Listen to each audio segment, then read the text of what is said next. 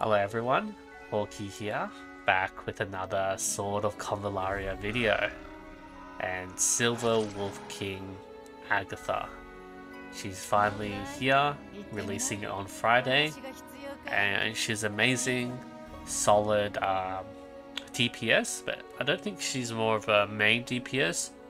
She is weaker than the other DPS, but she does make up for it because she's also quite tanky, does damage based on her HP as well, so you want to look at upping her HP as well as physical attack.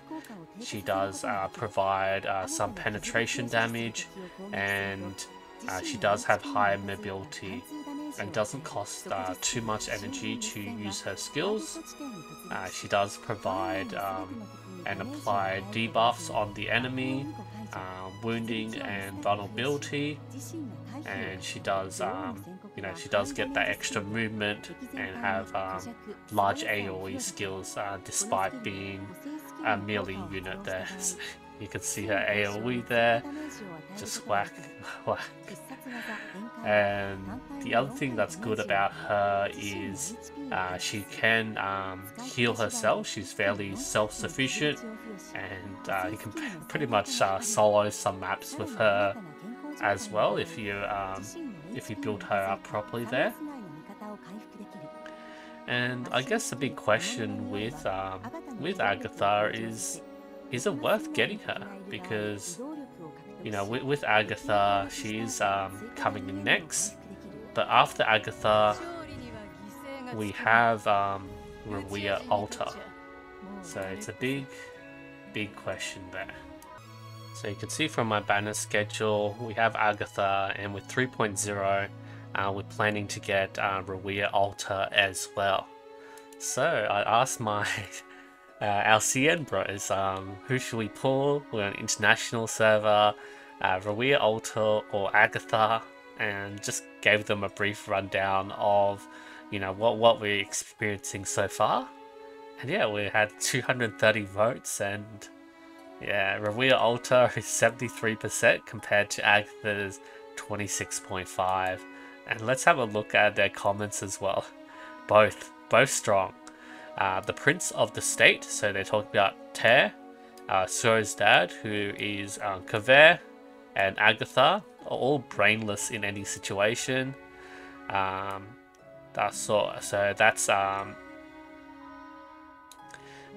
is Sophia Altar, and RAWIYAH Altar can be used in almost any environment and not afraid of being restrained.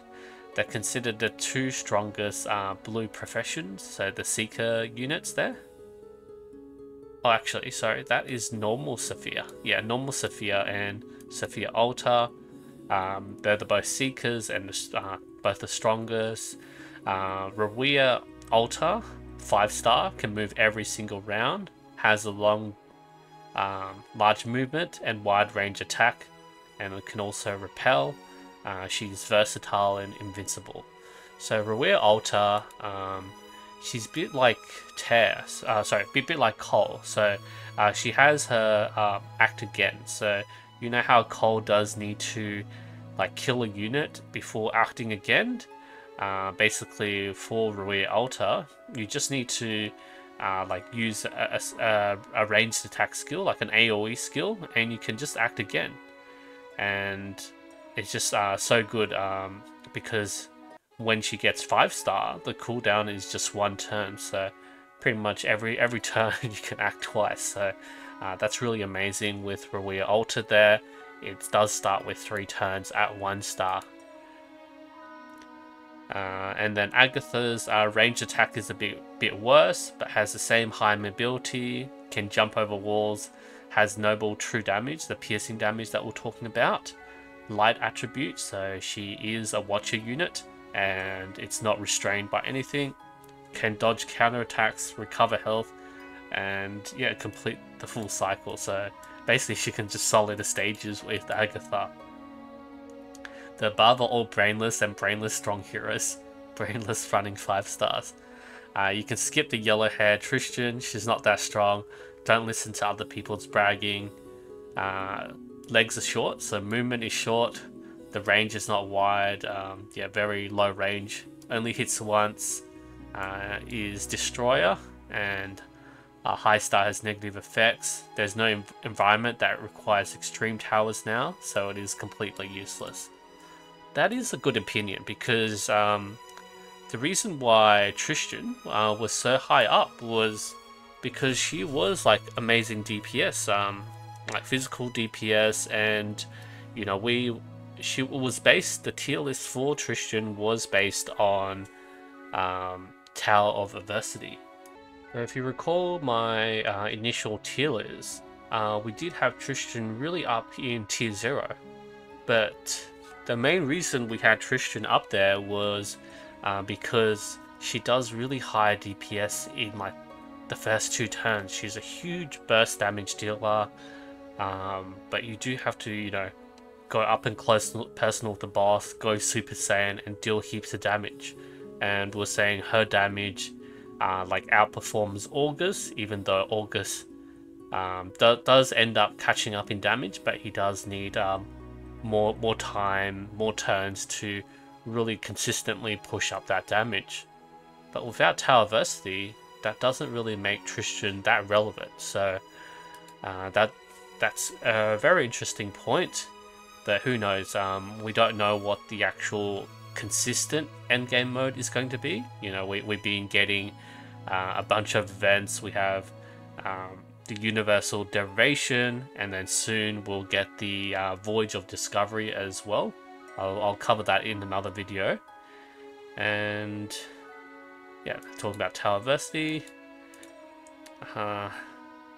Some yellow head. So some Tristan users want to draw Homer, and what else do we have? I have both. They don't work. Yeah, Homer and Tristan. It's okay. If you really want to hear it, Lol Deng, which is that is Tiden, will tell you that if you don't draw these two, Tristan, Kaveh, and Ter will definitely take it down. Count how many times you draw.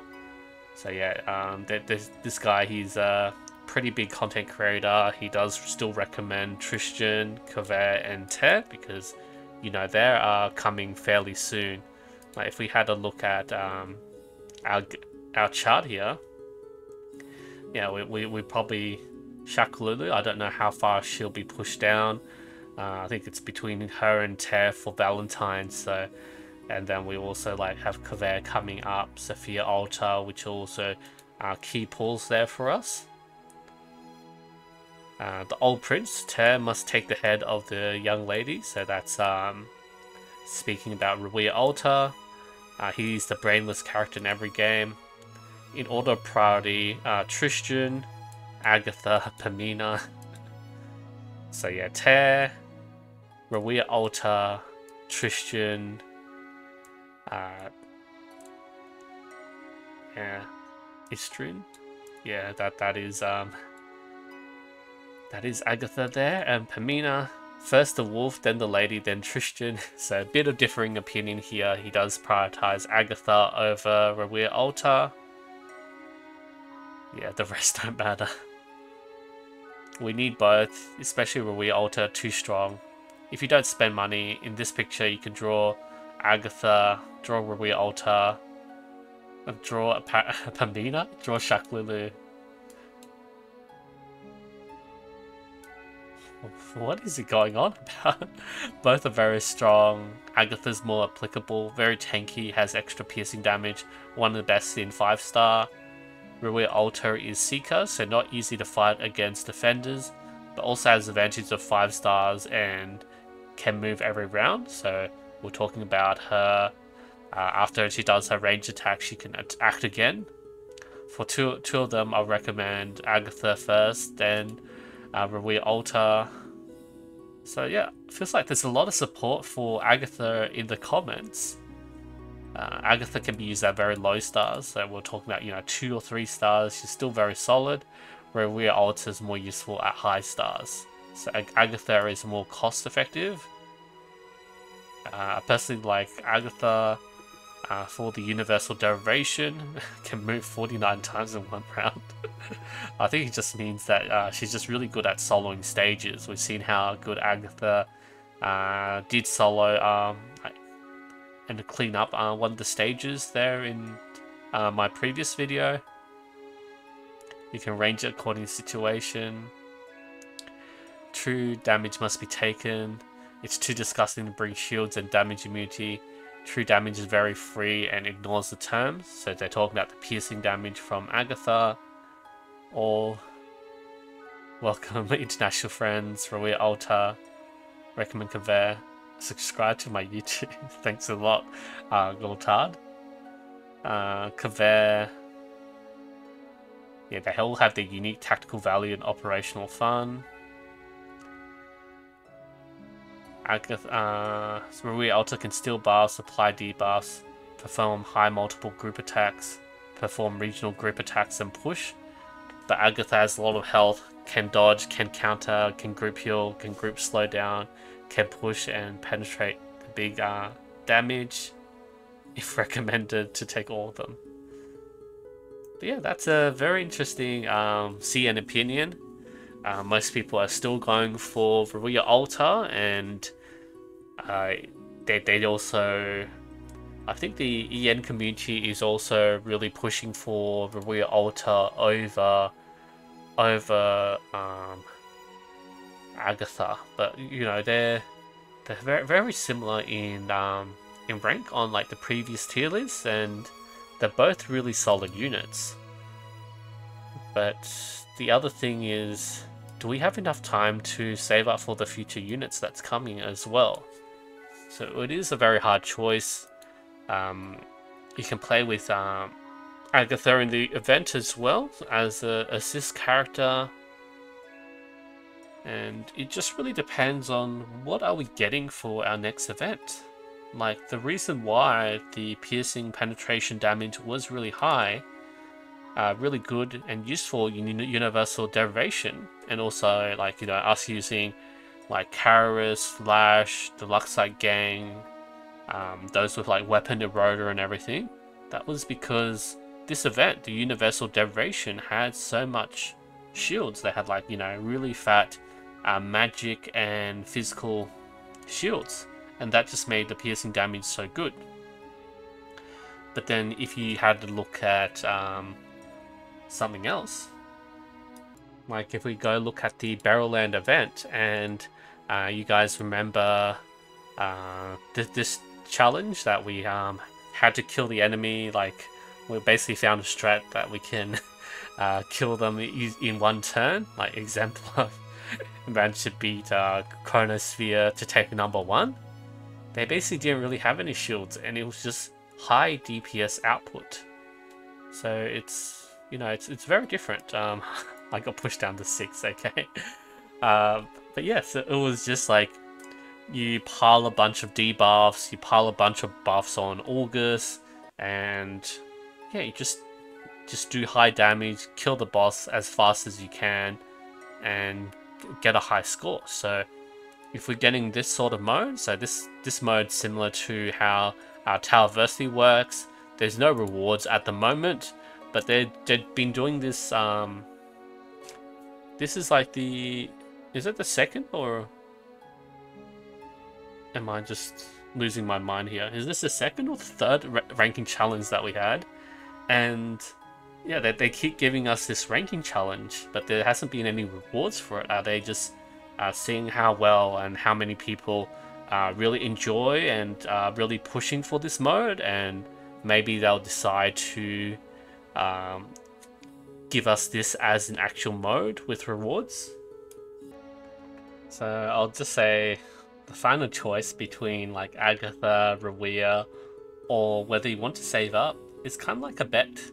Are we going to bet that XD is going to, the sort of Convallaria devs is going to release content with a lot more like shields, physical magic shields, so like piercing damage does become more meta? Or is it going to be that you can still like brute force with high damage, high DPS, and beat down the stages, which will make RAWIYAH Altar more relevant as well. But without an actual endgame content like Towerversity in the works that we know of, it's all up in the air at the moment. So yeah, that's the conclusion there on RAWIYAH Altar versus Agatha. Cian have spoken and they prefer RAWIYAH Altar, but there is still a lot of discussion around Agatha. Thank you everyone so much for watching, and I'll see you guys next time.